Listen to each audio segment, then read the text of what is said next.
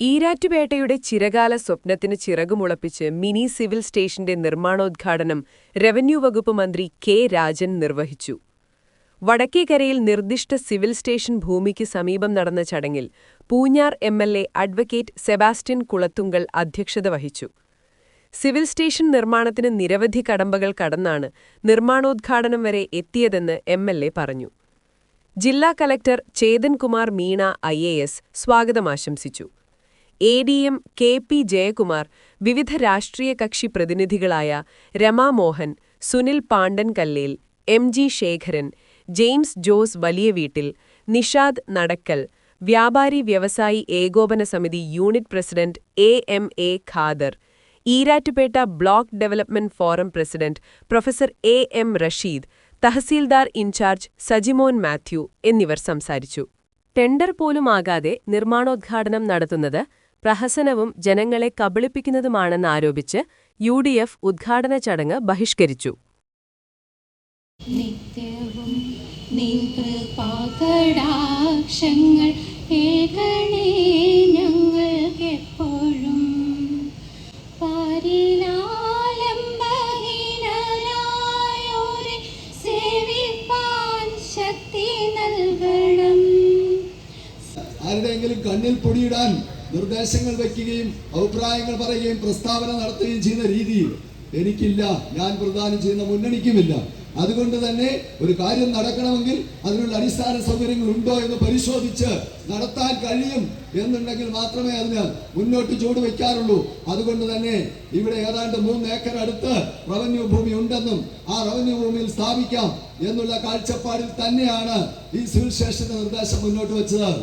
അതിന് മുന്നോടിയായി ഈരാറ്റുപേട്ടയിൽ പുതിയ വില്ലേജ് ഓഫീസ് അനുവദിച്ചു. നിങ്ങൾക്കറിയുമോ? 50 ലക്ഷം രൂപ അനുവദിച്ചു. ആ വില്ലേജ് ഓഫീസിന് അന്നത്തെ കളക്ടർ ഡോക്ടർ പി.കെ. ജയശ്രീയോട് ഞാൻ കത്ത് കൊടുത്ത് ഈ റവന്യൂ ഭൂമിയിൽ സ്ഥാപിക്കാൻ നിർദ്ദേശിക്കുകയും റവന്യൂ ഭൂമി ആയതുകൊണ്ട് തന്നെ കളക്ടറുടെ പൂർണ്ണ അധികാരത്തിലുള്ളതുകൊണ്ട് കളക്ടർ 10 സെന്റ് സ്ഥലം അതിനായിട്ട് ഒരു എക്സിക്യൂട്ടീവ് ഓർഡറിലൂടെ അനുവദിക്കുകയും സ്റ്റേറ്റ് നിർമ്മിതി കേന്ദ്രം എന്ന സംസ്ഥാന അക്രഡിറ്റഡ് ഏജൻസി, ഗവൺമെന്റ് കീഴിലുള്ള ഏജൻസി ഇവിടെ വന്ന് നിർമ്മാണ പ്രവർത്തനങ്ങൾ നടന്ന് ആദ്യം നമ്മുടെ വാനമ്പാന്തി തറകെട്ടി ഫൗണ്ടേഷൻ ഇട്ടു. ഒരാഴ്ച പണി കഴിഞ്ഞപ്പോൾ ആരോ എന്തോ ചെറിയ സൂത്രപ്പണിയായിട്ട് ഇറങ്ങി പോലീസ് വന്ന് നിർമ്മാണം തടഞ്ഞു. അവിടെയാണ് തർക്കം ആരംഭിച്ചത്. തർക്കം ആരംഭിച്ചതിനു ശേഷം അത് പരിഹരിക്കാനുള്ള അതിതീവ്രമായ ശ്രമം. പോലീസ് പറയുന്നു സ്ഥലം പോലീസിൻ്റെതാണ്, രേഖകൾ പ്രകാരം റവന്യൂ. പക്ഷെ ആ രേഖകൾ പ്രകാരം റവന്യൂ ആണെങ്കിലും അതിൻ്റെ അധീനത കൈവശം പോലീസിൻ്റെയാണ്. അപ്പോൾ സ്വാഭാവികമായും റവന്യൂ ഭൂമിയാണ് പൊതുവിൽ എല്ലാ സർക്കാർ ഭൂമികളും. അപ്പോൾ സ്വാഭാവികമായിട്ട് ഏത് വകുപ്പിന്റെ കയ്യിൽ ഇരിക്കുന്നോ അവർക്ക് അതിനകത്തൊരു പൊസസറി റൈറ്റ് ഉണ്ട്. അപ്പോൾ അവരുടെ പൊസസറി റൈറ്റ് നിൽക്കുക. പൊസസറി റൈറ്റും ഒരു പരിധിവരെ ഒരു ലീഗൽ റൈറ്റാണ്. പോലീസ് അപ്പോൾ ഒരു വാദഗതി ഉന്നയിച്ചു സുരക്ഷയുമായി ബന്ധപ്പെട്ട. അതിന്റെ വിശദാംശങ്ങളിലേക്കൊന്നും ഞാൻ പോകുന്നില്ല. സുരക്ഷയുമായി ബന്ധപ്പെട്ട ചില കാര്യങ്ങളാണ്. അങ്ങനെ ഒരു സേഫ്റ്റിയുമായി ബന്ധപ്പെട്ട വിഷയം വന്നാൽ സാധാരണ അത് ബ്രേക്ക് ചെയ്തുകൊണ്ട് അത് വേണ്ട സ്ഥലം മറ്റു കാര്യത്തിന് കൊടുക്കണം എന്നൊരു നില സംസ്ഥാനത്തിന്റെ ചരിത്രത്തിൽ ഒരിടത്തും സ്വീകരിച്ചിട്ടില്ല, സാധാരണഗതിയിൽ സ്വീകരിക്കുകയുമില്ല. അങ്ങനെ അസാധ്യം എന്നുള്ള നിലയുണ്ടായിരുന്നിടത്ത് നിന്നാണ് 1.5 വർഷത്തെ ഞാൻ പ്രദാനം ചെയ്യുന്ന മുന്നണിയും അതിന്റെ നേതൃത്വവും അതിശക്തമായ നിലപാടെടുത്ത് ബഹുമാനപ്പെട്ട മുഖ്യമന്ത്രിയെ അടക്കം കാര്യങ്ങൾ ബോധ്യപ്പെടുത്താൻ കഴിഞ്ഞതുകൊണ്ട് മാത്രമാണ് കേരളത്തിന്റെ ചരിത്രത്തിൽ ആദ്യമായി പോലീസിന്റെ അധീനതയിലിരുന്ന ഒരു സ്ഥലം പോലീസിന്റെ അതിശക്തമായ നിലപാട് തിരുത്തിച്ചുകൊണ്ട് തള്ളിക്കളഞ്ഞുകൊണ്ട് ഇത് മിനി സിവിൽ സ്റ്റേഷന് വേണ്ടി വിട്ടുതരാൻ ഗവൺമെന്റ് തീരുമാനമെടുത്തത് എന്ന് സൂചിപ്പിക്കാൻ ഞാൻ ആഗ്രഹിക്കുക. അല്പബുദ്ധികളായ ഓരോന്ന് പറയും, അല്ലെങ്കിൽ ഈ സോഷ്യൽ മീഡിയ ആയതുകൊണ്ട് ആർക്കും എന്തും എഴുതാന്ന്. അതിന്റെ പുറകെ ഉത്തരവാദിത്തപ്പെട്ട രാഷ്ട്രീയ പ്രസ്ഥാനങ്ങളും ഉത്തരവാദിത്തപ്പെട്ട മുന്നണികളും ഒക്കെ ഇറങ്ങുക എന്ന് പറഞ്ഞാൽ അവർ ഈ നാടിന്റെ വികസനത്തിനെതിരാണ് എന്ന് മാത്രമേ ഞാൻ സൂചിപ്പിക്കൂ. ഈ കവറിനകത്ത് നിറയെ ഇതുമായി ബന്ധപ്പെട്ട കടലാസുകളാണ്. ഈ നാട്ടിലെ ഞാൻ പബ്ലിക് സർവന്റ് ആണല്ലോ, ഏത് പൗരൻ എൻ്റെ അടുത്ത് വന്നാലും ഇത് മുഴുവൻ ഞാൻ കാണിക്കും. ഇതിന്റെ അവസാനത്തെ ഒരു കാര്യം മാത്രം വായിച്ചാൽ ഈ പൂഞ്ഞാർ നിയോജകത്തിലെ ഏത് പൗരൻ വന്നാലും ഏത് നിമിഷം വന്നാലും ഇത് മുഴുവൻ ഞാൻ ബോധ്യപ്പെടുത്തി കൊടുക്കാം. 9/10/2024 ജില്ലാ കളക്ടർ, ഇന്നത്തെ കളക്ടർ അല്ല കേട്ടോ, അദ്ദേഹം ഇപ്പോൾ വന്നയാളാണ്. കളക്ടർ എന്ന് പറഞ്ഞ ഒരു പദവി, അത് തുടർച്ചയാണ്, അല്ലാതെ ആള് മാറുകയൊക്കെ ചെയ്യും. ആ കളക്ടർ മീനച്ചി തഹസിൽദാർക്ക് കൊടുത്ത കത്തിന്റെ കോപ്പിയാണ്. ആദ്യം പറഞ്ഞിരിക്കുകയാണ്. ആദ്യം ചില കാര്യങ്ങളൊക്കെ സിവിൽ സ്റ്റേഷന്റെ തർക്കമൊക്കെ പറയുന്നത്.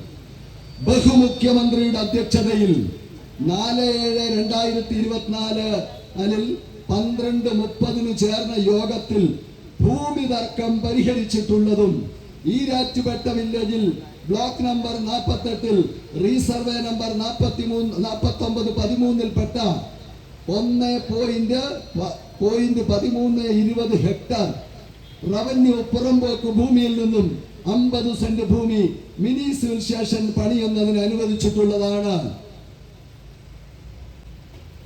ആ കളക്ടറുടെ പിൻഗാമിയായ കളക്ടറാണ് ഈ വേദിയിലിരിക്കുന്നത്.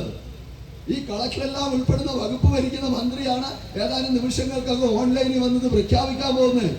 എന്നിട്ടാണ് പറയുന്നത് അനുവദിച്ചിട്ടില്ല, നടന്നിട്ടില്ല, കിട്ടിയിട്ടില്ല. ഇതെല്ലാം പ്രഹസനാണ്. ഏറ്റുമാനൂരുമായിട്ടാണ് വലിയ താരതമ്യം. ഈ ഏറ്റുമാനൂരുമായിട്ടുള്ള താരതമ്യത്തിന്റെ ഒരു കാര്യം കൂടെ പറഞ്ഞ് ഞാൻ അവസാനിപ്പിച്ചോളാം, കാരണം നിങ്ങൾക്കെല്ലാം തിരക്കുണ്ട്. ഏറ്റുമാനൂര് ഇതുപോലെ തന്നെ തർക്കമുണ്ടായിരുന്നു. അവിടെ സിവിൽ സ്റ്റേഷൻ പണിയാൻ വേണ്ടി പ്ലാൻ ഉണ്ടാക്കി, എസ്റ്റിമേറ്റ് ഉണ്ടാക്കി, മണ്ണ് പരിശോധന നടത്തി, സൈറ്റ് റെഡിയാക്കി, സൈറ്റ് ഹാൻഡ് ഓവർ ചെയ്തു, എല്ലാം ചെയ്ത് പണി ആരംഭിച്ചപ്പോഴാണ് തർക്കം വന്നത്. അതുകൊണ്ട് തന്നെ തർക്കം തീർന്നപ്പോഴേ പണിക്ക് തടസ്സം ഉണ്ടായിരുന്നില്ല. ഇവിടെ വില്ലേജ് ഓഫീസ് പണിതപ്പോഴാണ് തർക്കം ഉണ്ടായത്. അതേസമയം വില്ലേജ് ഓഫീസ് പണിക്കായിരുന്നു വിട്ടുകിട്ടിയെങ്കിൽ ഈ മുഖ്യമന്ത്രിയുടെ യോഗം കഴിഞ്ഞ് തീരുമാനം വന്ന് പിറ്റേ ദിവസം തുടങ്ങായിരുന്നു. കാരണം പ്രൊസീജിയർ എല്ലാം കഴിഞ്ഞു. നമ്മുടെ സിവിൽ സ്റ്റേഷന് തർക്കം തീർന്നു കഴിഞ്ഞാണ് 1 തുടങ്ങുന്നത്. കാരണം പ്ലാനും എസ്റ്റിമേറ്റും ഉണ്ടാക്കണ സ്ഥലം ഏതാണെന്ന് അറിയാതെ പ്ലാനും എസ്റ്റിമേറ്റും ഉണ്ടാക്കാൻ പറ്റുമോ? അത് കഴിഞ്ഞ് ഓരോ ദിവസവും എന്ന് പറഞ്ഞ പോലെ ഞാൻ ഫോളോ അപ്പ് ചെയ്ത് നിർമ്മാണത്തിന് സജ്ജമായി കഴിഞ്ഞു. അങ്ങനെ സജ്ജമായി എന്ന് 101% ഉറപ്പിച്ചതിന് ശേഷമാണ് ഈ ശിലാസ്ഥാപന കർമ്മമായി പോകുന്നത്. അതുപോലെ തന്നെ ടെൻഡർ ആയില്ല എന്നാ പറയുന്നത്, ആയില്ല. പക്ഷേ ഉത്തരവാദിത്തപ്പെട്ട MLA എന്നുള്ള നിലയിൽ ഈ വേദിയെയും സദസ്സിനെയും മാധ്യമങ്ങളെയും ഈ പൂഞ്ഞാർ നിയോജകമണ്ഡലത്തിലെ മുഴുവൻ ജനങ്ങളെയും സാക്ഷി നിർത്തിക്കൊണ്ട് സെബാസ്റ്റ്യൻ കുളത്തുങ്കൽ MLA പ്രഖ്യാപിക്കുന്നു, 2 ദിവസത്തിനകം ഇത് ടെൻഡർ നടപടിയിലേക്ക് പോകും, ടെൻഡർ ആവാൻ പോവുകയാണ്. അത്രമാത്രം ഉറപ്പ് വരുത്തിയിട്ടാണ് ഇതിന്റെ ഉദ്ഘാടനത്തിന് ഡിപ്പാർട്ട്മെന്റ് തയ്യാറാവുന്നത്, മന്ത്രി തയ്യാറാവുന്നത്. അല്ലാതെ ആരെങ്കിലും ഒന്ന് പറഞ്ഞാൽ അന്നേരെ മന്ത്രി ചാടിക്കയറി ഉദ്ഘാടനം ചെയ്യാനും കളക്ടർ വന്നിരിക്കാനും റവന്യൂ ഡിപ്പാർട്ട്മെന്റ് ഏറ്റെടുക്കാനും തയ്യാറാകുമോ? പൊതുമരാമത്ത് വകുപ്പ് അതിന്റെ നടപടികൾ തയ്യാറാക്കുമോ? ഗവൺമെന്റ് എന്ന് പറഞ്ഞാൽ ആരുടെയും കളിപ്പാവയ്ക്കനുസരിച്ച് ചലിക്കുന്നതാണോ? ആർക്കെങ്കിലും എന്തെങ്കിലും തെറ്റായ ഒരു പ്രഹസനം നടത്താൻ കൂട്ടുനിൽക്കുന്നതാണോ ഒരു ഗവൺമെന്റ് സംവിധാനം? നിയോജകമണ്ഡലത്തിലെ തന്നെ 2 മേഖലകളിലായി ഉണ്ടക്കയത്തും ഈരാറ്റുപേട്ടയിൽ 2 മിനി സിവിൽ സ്റ്റേഷനുകൾ ഔപചാരികമായി ആരംഭിക്കുന്ന ദിവസമാണിത്. എല്ലാവർക്കും ഭൂമി, എല്ലാ ഭൂമിക്കും മേലെ എല്ലാ സേവനങ്ങളും സ്മാർട്ട് എന്ന മുഖമുദ്രാവാക്യത്തോടെ റവന്യൂ വകുപ്പിന്റെ ചരിത്രത്തിൽ ഏറ്റവും വേഗതയിൽ സുതാര്യമായ നടപടിക്രമങ്ങളിലേക്ക് കടന്ന ഒരു കാലത്താണ് നമ്മൾ നിൽക്കുന്നത്. നിങ്ങളുടെ മണ്ഡലത്തിലും ധാരാളമായ പ്രശ്നങ്ങൾ നമ്മൾ ഏറ്റെടുത്തിട്ടുണ്ട്. ബഹുമാനപ്പെട്ട സെബാസ്റ്റ്യൻ കുളത്തുങ്കലിന്റെ ആവശ്യപ്രകാരം ഒരു ഭൂപതി ഓഫീസ് തന്നെ ഈ മണ്ഡലത്തിലേക്ക് അനുവദിക്കപ്പെട്ടു. എന്നൊരാശയം ബഹുമാനപ്പെട്ട MLA തന്നെ നേരിട്ട് ഞങ്ങളുടെ ശ്രദ്ധയിൽപ്പെടുത്തി വിവിധ വകുപ്പുകളെ എല്ലായിടത്തും കേന്ദ്രീകരിച്ച് ഒറ്റക്കൂരയ്ക്ക് കീഴെ കൊണ്ടുവരിക എന്നൊരാശയത്തിലേക്ക് കടന്നു.